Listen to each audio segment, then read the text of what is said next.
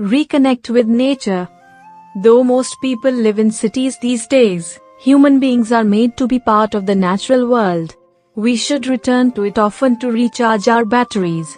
Are you familiar with the Japanese word Shinrin-yoku? It translates to forest bathing and means connecting with nature using the five senses of sight, hearing, taste, smell, and touch.